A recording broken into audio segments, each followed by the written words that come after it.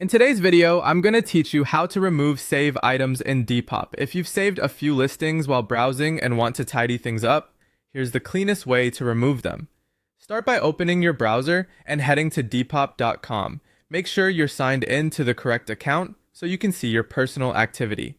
Once you're on the homepage, look to the top right-hand side of the site's navigation bar. You'll see a heart icon there. That's where Depop groups your likes and your saves. Click the heart icon to open your activity. Inside this view, switch to the Saves tab. This is your dedicated space for everything you've bookmarked to revisit later.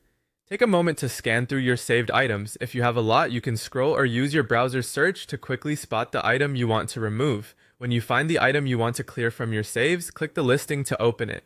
On the item page, you'll notice two familiar icons near the top, a heart, and just beneath it, a ribbon icon.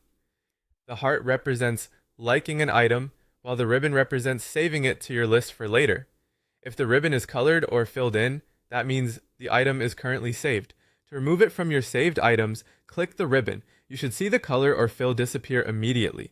That visual change is your confirmation that the save has been removed. No extra prompts or pop-ups are necessary.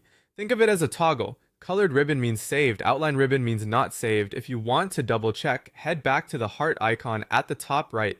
Open your activity again and return to the Saves tab.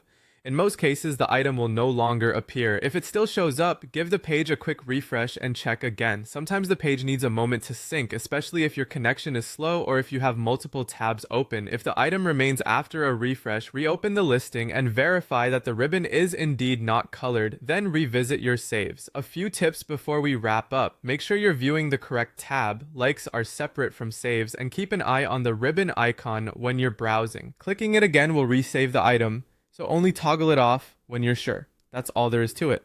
You've just learned how to remove saved items on Depop quickly and cleanly.